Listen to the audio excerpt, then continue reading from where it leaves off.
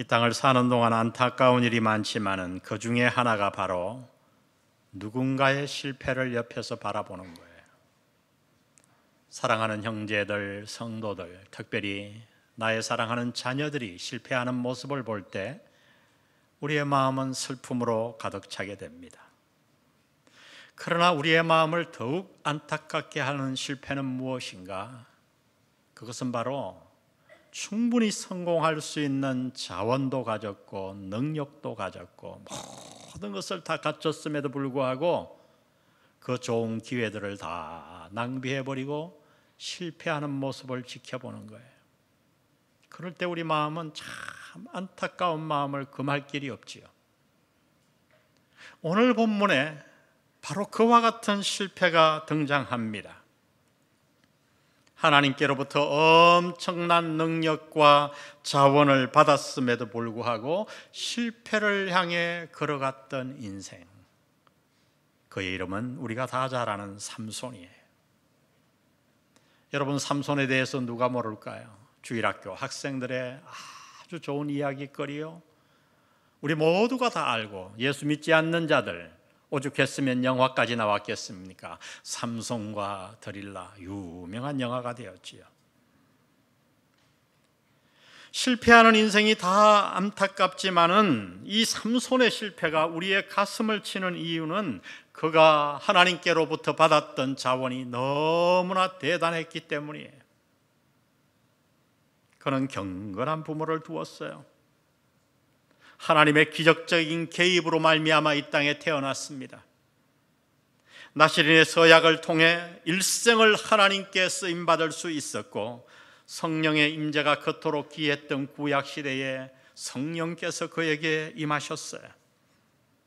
뿐만 아니라 그는 하나님께로부터 무한한 육체의 힘도 공급받았지요. 사자를 염소새끼 찢듯이 찢을 수 있는 힘,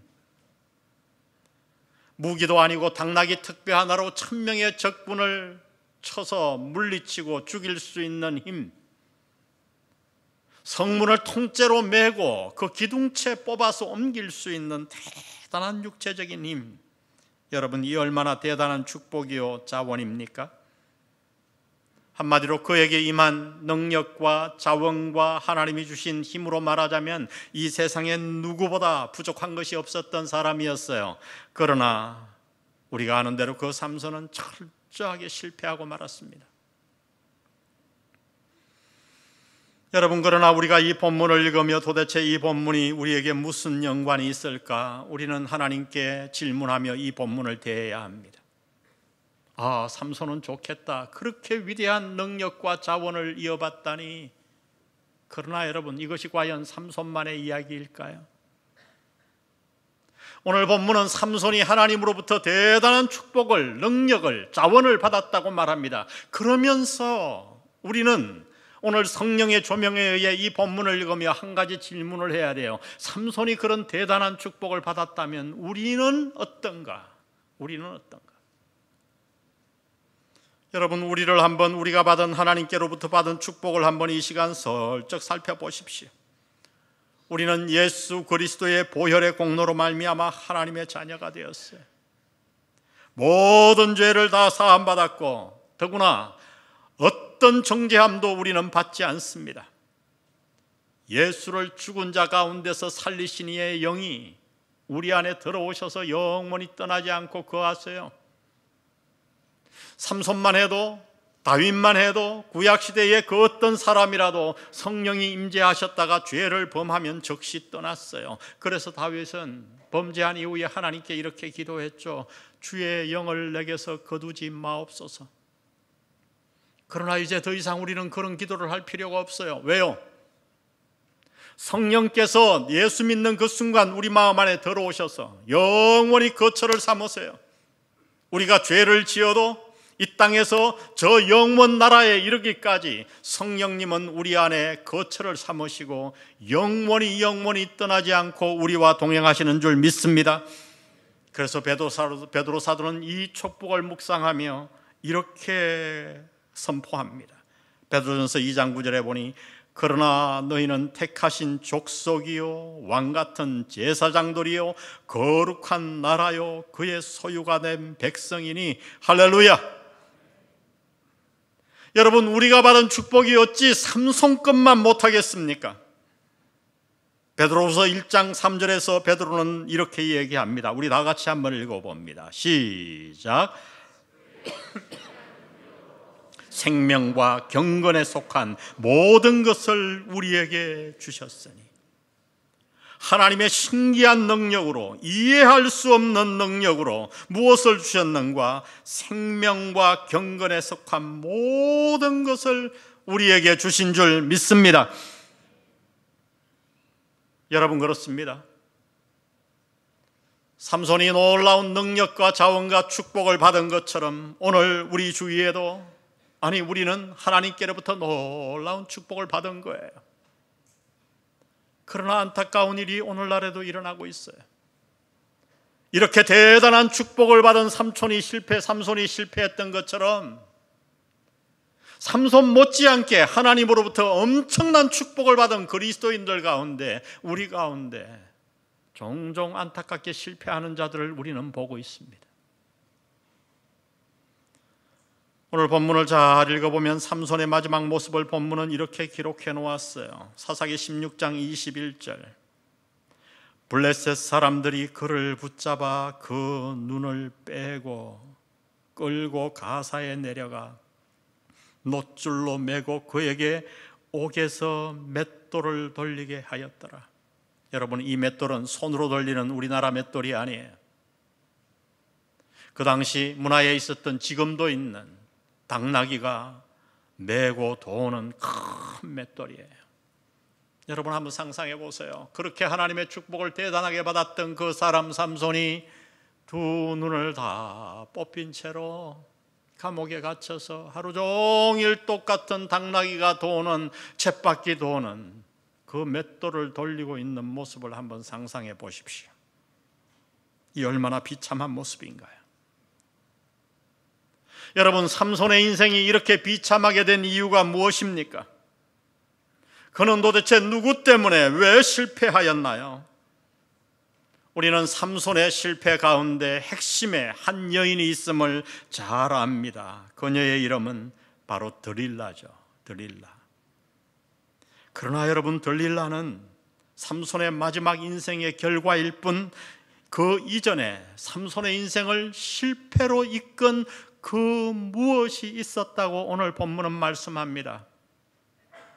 그 무엇이 있었다고 증언하는 구절이 어디에 있는가? 오늘 본문 16장 4절에 한 단어에 나타나 있어요. 이후에 삼손이 소래골짜기에 들릴라라 이름하는 여인을 사랑하며, 여기서 중요한 단어는 이후에, 이 단어예요. 무슨 얘기일까요? 이것은 쉽게 얘기하면 처음이 아니라는 얘기예요. 삼손이 들릴라의 여인에게 찾아갔는데 이후에, 그러니까 그 여인을 찾아가기 이전에 뭔가가 있었다는 말씀이에요. 도대체 그것이 무엇일까요? 삼손이 들릴라를 만나기 이전에 삼손의 인생에 존재했던 것이 무엇입니까? 그 대답이 오늘 본문 1절에 이렇게 나와 있어요. 아주 중요한 본문이에요. 사사기 16장 1절. 삼손이 가사에 가서 거기서 한 누구를 보고? 기생을 보고 그에게로 들어갔더니, 그에게로 들어갔다 하는 것은 은유적 표현이에요. 동침했다는 말이죠. 아주 짧고도 평범한 문장이에요. 삼손이 가사에 가서 한 창녀를 보고 들어가 그와 동침했다. 아주 짧은 구절이에요. 서술적인 평가예요. 감정도 없고 어떤 것도 없어요. 그런데 여러분 질문해 보세요. 왜 성경은 하나님의 약속을 받은 나실인이 기생과 동침한 이렇게도 큰 사건을 아주 짧은 문장으로 표현했을까요? 그것도 아무 감정도 실려있지 않은 서술적인 문장으로 말입니다. 하나님의 택함을 받은 나실인이 기생과 더불어 동침한 사건이 아무것도 아닌 평범한 사건이기 때문에 그렇게 했을까요? 절대 아닙니다. 성경이 이 크고 중요한 사실을 짧고도 서술적으로 간단하게 표현한 이유는 오히려 삼손의 삶에 일어나고 있었던 한 가지 중요한 일을 지적하기 위함이었어요. 그것이 무엇입니까? 그것은 바로 삼손의 습관이에요. 다시 말하면 삼손은 그날 어쩌다가 창녀촌에 드나든 것이 아니었어요. 이미 들릴라를 만나기 전에 삼손의 삶에 어떤 습관이 있었는가? 그는 아무도 모르게 가사에 있는 창녀촌에 드나들며 창녀와 동침하고 있었어요. 그것이 그의 습관같이 되어버렸어요. 그래서 성경은 그 중요한 사건을 아주 짧게 평이하게 그냥 서술적으로 기록해 놓은 거예요. 여러분, 우리가 아는 대로 삼손은 지금까지 승승장구했잖아요. 누구도 흉내내지 못할 능력과 힘으로 블레셋을 물리쳤습니다. 그리고 20년 동안 이스라엘의 사사가 되었어요. 사람들이 그를 얼마나 부러워했겠어요.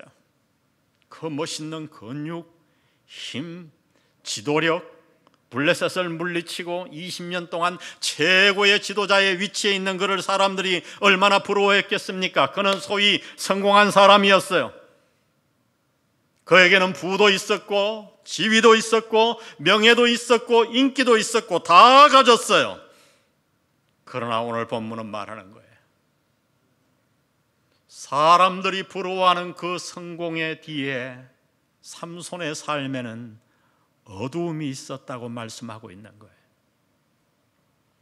그는 정욕을 사랑했고 그 결과 습관적으로 창녀촌을 드나들고 있었어요. 여러분, 삼손이 기생에게 들어간 장소가 어디라고 말합니까? 가사라고 말합니다. 다시 말하면 블레셋 사람들이 거하던 도시예요. 자신이 아는 사람들 눈에 띄지 않기 위해 그는 다른 나라에 가서 음란을 은밀하게 즐기고 있었던 거죠. 이것이 들릴라를 만난 이유였고 이것이 바로 삼손이 멸망한 이유라고 본문은 가르쳐 주십니다. 다시 말하면 들릴라를 만나기 이전에 이미 삼손은 무절제한 정욕으로 말미암아 그 삶이 무너져 내리고 있었던 겁니다. 여러분, 우리 다시 한번 돌이켜 보세요. 하나님이 그를 어떻게 축복하셨습니까? 그는 태어나면서부터 하나님께 택함받은 나실인이 되었어요. 하나님을 위해 살도록 부름받았고 구별되어졌어요. 하나님은 그에게 엄청난 능력도 주셨어요.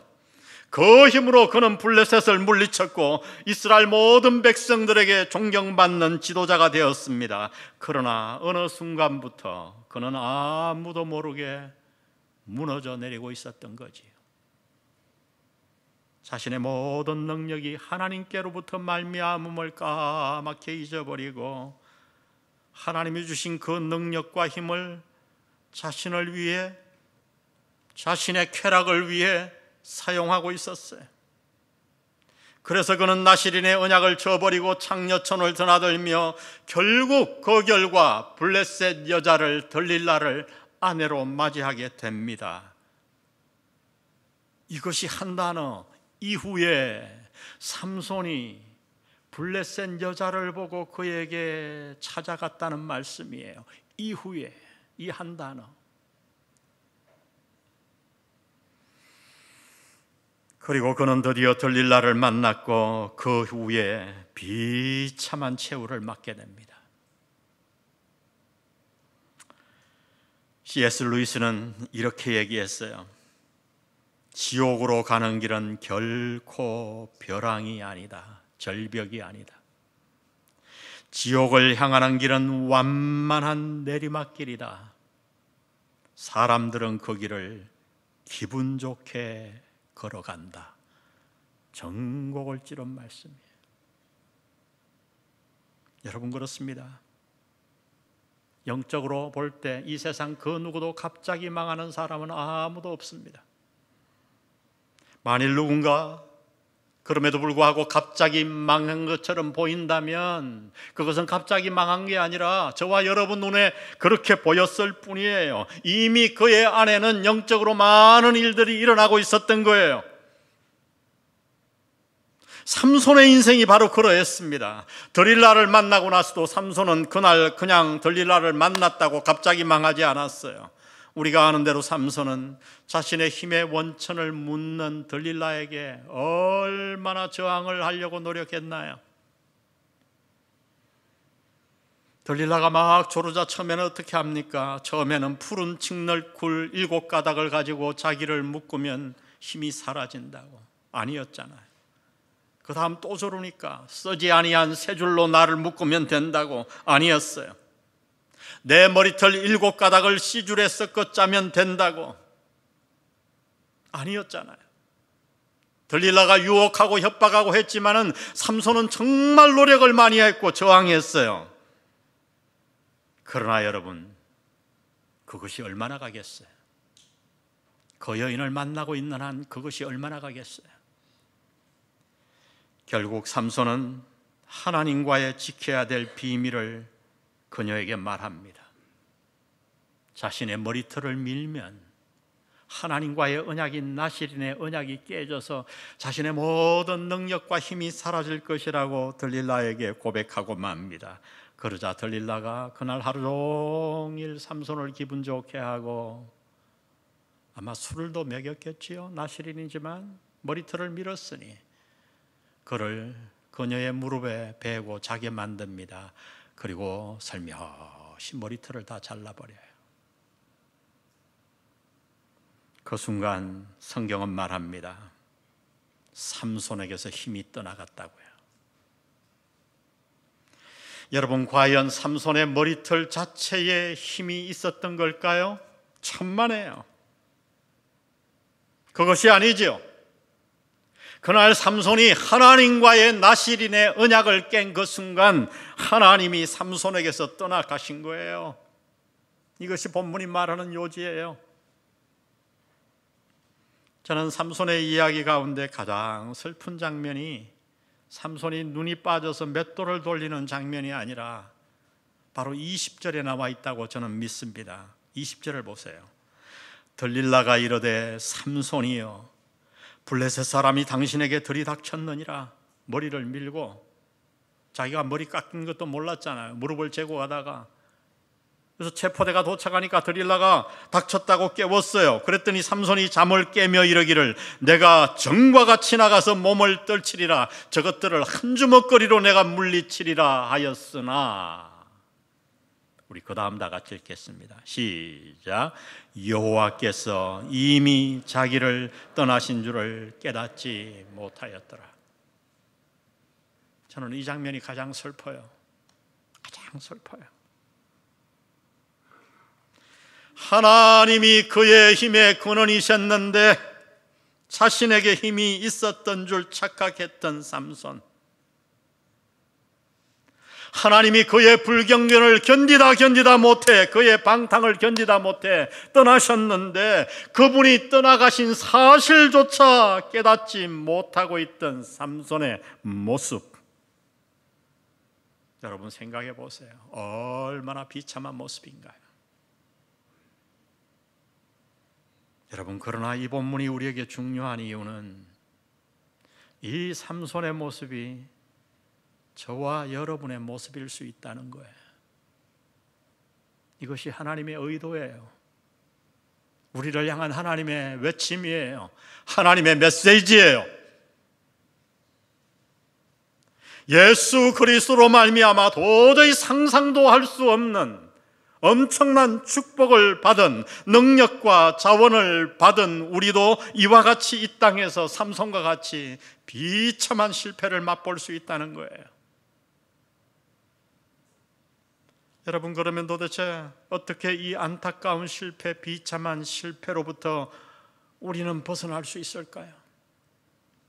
하나님이 삼손의 실패를 여기 기록한 이유는 저와 여러분으로 말미암아 이 비참한 실패를 반복하지 않기 위함이에요. 우리는 어떻게 그 비참한 실패, 나뿐만 아니라 내 자녀, 우리의 공동체가 비참한 실패가 아니라 하나님이 주신 성공의 길을 달려갈 수 있을까요? 오늘 저는 본문을 통해 3가지 적용을 여러분과 함께 나누며 이 설교를 마치려고 합니다. 첫 번째, 안타까운 실패를 경험하지 않기 위해서는 우리 다 같이 읽습니다. 시작. 반복적인 죄에서 벗어나라. 반복적인 죄에서 벗어나라. 이미 살펴본 대로 그 어느 누구의 삶도 하루아침에 망하는 법은 없습니다. 엄밀하게 숨겨놓은 죄, 비록 드러내지 않았지만은 계속해서 반복되어지는 숨어있는 그 죄가 우리를 무너뜨립니다. 삼손처럼. 우리 모두에게 각자에게 그런 죄가 있을 수 있어요.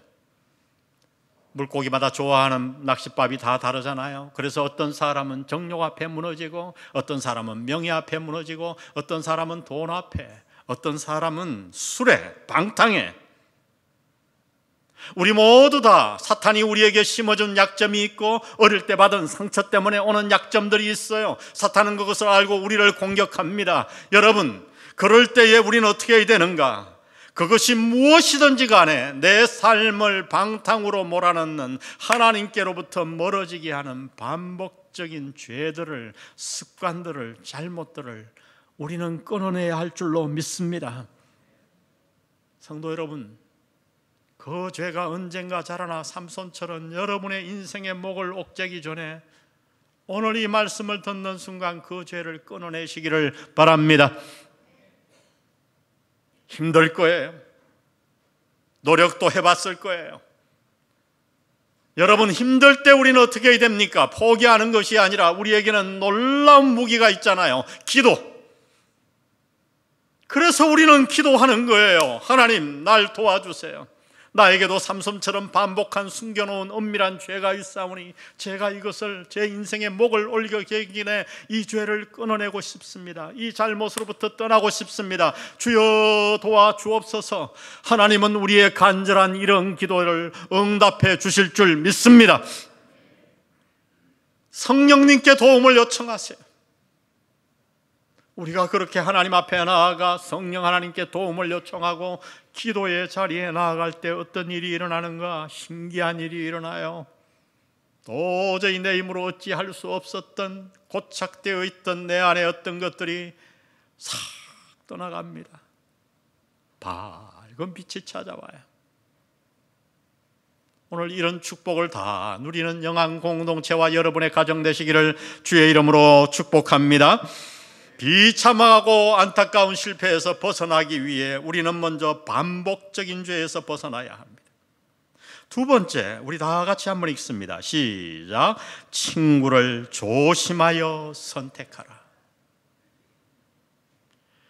여러분, 삼손의 이야기를 읽으며 우리가 참 놀라는 것은 드릴라가 3번씩이나 삼손을 해치려고 했음에도 불구하고 삼손이 그를 계속해서 찾아갔다는 거예요. 이거 참 놀라운 일이에요.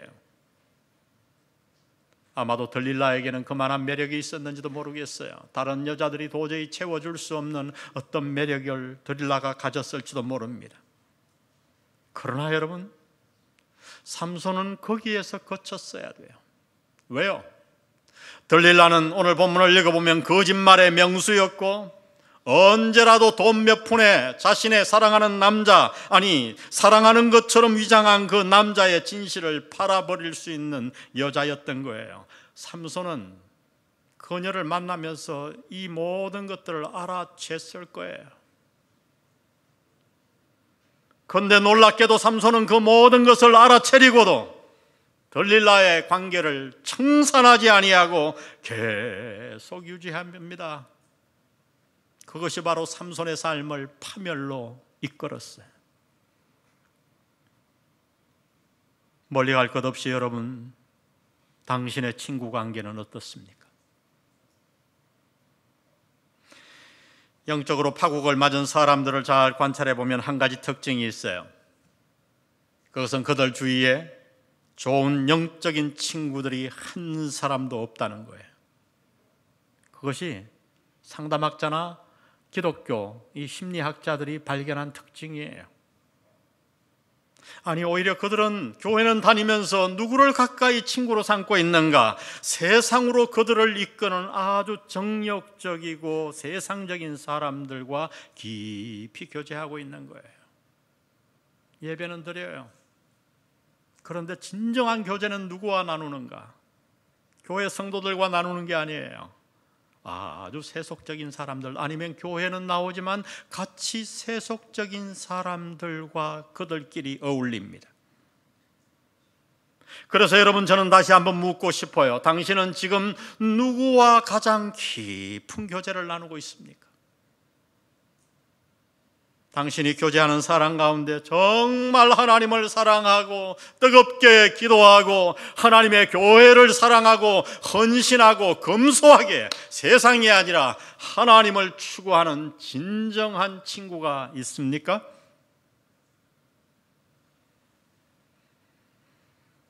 여러분, 오늘 최고의 용사 삼손이, 그렇게 성공의 자리에 있던 삼손이 한 여인으로 말미암아 멸망한 모습을 보세요. 여러분, 이것이 바로 교제권의 중요성이에요. 교제권의 중요성이에요. 누구를 만나느냐, 누구와 교제하느냐가 우리의 인생을 결정합니다. 저는 여러분에게 기도합니다. 우리 교회는 참 훌륭한 분들이 많아요. 제가 늘 우리 교회 앞에서는 여러분이 어떻게 생각할까 말을 안 하지만 다른 교회 집회 가면 제가 이렇게 얘기합니다. 저는 우리 성도들 가운데 제가 고개를 숙일 수밖에 없는 성도들이 많다고요. 거짓말이 아니에요. 성도 여러분, 그런 분들을 찾아내십시오. 아멘. 그런 분들에게 밥을 사주고 뭔 짓을 해서라도 그런 분들과 가까이 해야 돼요. 그래서 그런 분들과 가까이 하다 보면 어떻게 돼요? 멸망할 일이 없어요. 영적으로 성장하게 돼요. 이게 교회예요. 안타까운 실패를 경험하지 않기 위해서는 반복적인 죄를 끊어내야 합니다. 친구를 조심하여 좋은 친구를 선택해야 됩니다. 마지막 세 번째, 우리 다 같이 읽습니다. 시작. 하나님과의 관계를 친밀하게 하라. 하나님과의 관계를 친밀하게 하라. 여러분, 죄를 짓지 않는 것도 중요하지만은 매일매일 하나님과의 관계를 돈독하게 하는 것은 더 중요합니다. 어두움을 물리치는 가장 좋은 방법이 뭐예요? 그것은 빛 가운데 거하는 거예요. 내가 깜깜한 방 안에 있었다고 하면 문을 열고 빛 가운데로 나아가면 어떻게 됩니까? 어두움은 자동적으로 도망가는 거예요. 그러므로 성도 여러분, 예배를 회복하십시오. 코로나 기간에 무너졌던 예배를 회복하십시오. 코로나 기간에 우리는 좋은 예배 수단을 하나 발견했어요. 영상 예배, 좋은 방법 중에 하나예요. 그러나 거기에는 굉장한 독이 있어요. 영상 예배가 편리하다고 해서 항상 영상 예배만 드리면 어떻게 될까요? 우리의 믿음은 떨어집니다. 제가 이번에 한 지역에 연합집회 강사로 부흥회를 인도하고 왔는데 29개 교회가 모여 집회를 했어요. 우리나라 중소도시예요. 거기 우리 교단에 29개 교회가 모였는데 100명 넘는 교회들이 꽤 많았는데 코로나 지나고 나서 다 100명 밑으로 다 떨어져 버렸어요. 100명 넘는 교회가 하나도 없어져 버렸어요. 여러분, 이게 현실이에요. 우리 교회는 대단히 지금 현장 참석률이 높습니다. 그러나 저는 더 여러분들에게 도전하고 싶습니다. 집에서 날마다 특별한 이유도 없이 영상으로 예배 드리는 분들은 이 말씀을 진지하게 받으십시오. 여러분, 계속 영상 예배를 드리면 여러분의 믿음은 떨어집니다. 하나님이 교회를 왜 만드셨나요? 가정을 왜 만드셨나요? 앞으로 영상이 발달돼서 가정도 이럴지 모르겠어요. 서로 헤어져 살면서 부부끼리 여보 잘 잤어? 대단히 좋아하시네요. 몇몇 분들이. 너무너무 좋을 것 같지요. 그런데 여러분, 그렇게 영상으로 계속 만나보세요.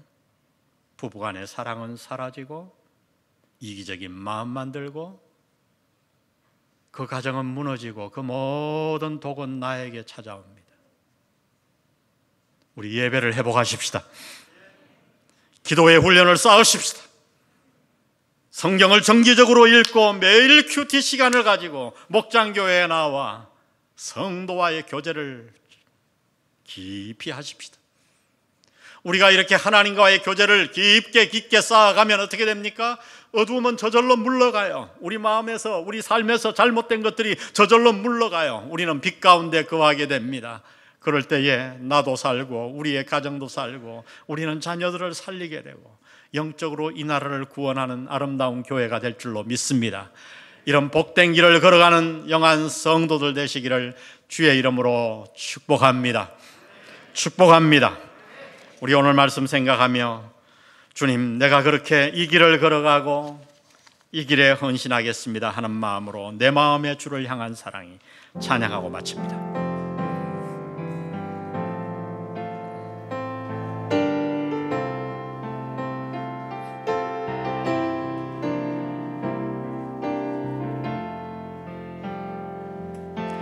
내 마음의 주를 향한 사랑이 나의 말엔 주가 주신 진리로 나의 눈에 주의 눈을 채워주소서.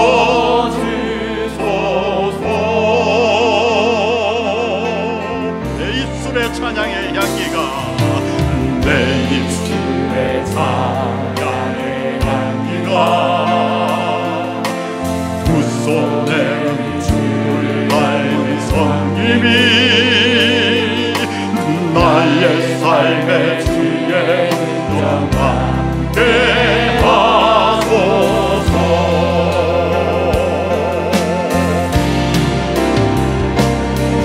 하나님의 사랑이 영원히 함께하리. 나의 길을 걷는 자에게 순교자의 삶을 사는 이에게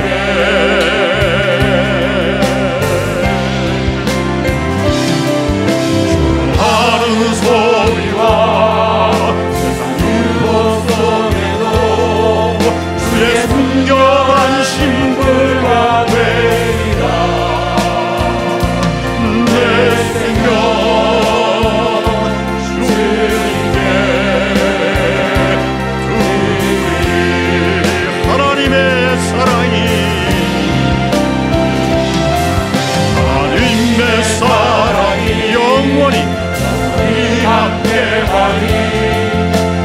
나의 길을 걷는 자에게 아멘.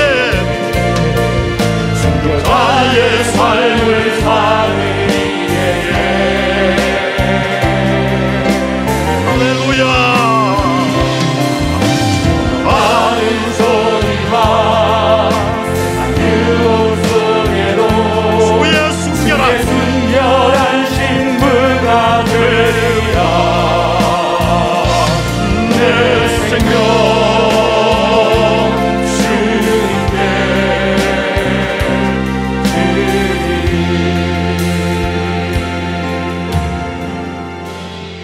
성도 여러분이여, 우리 모두 주의 순결한 신부가 되십시다.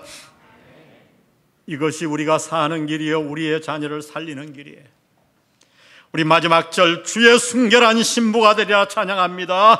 주의 순결한 신부가 되리라. 다시 한번 주의 순결한 신부가 되리라. 내 생명 주님께 내 생명 주님께 내 생명 주님께 마지막으로 내 생명 주님께 내 생명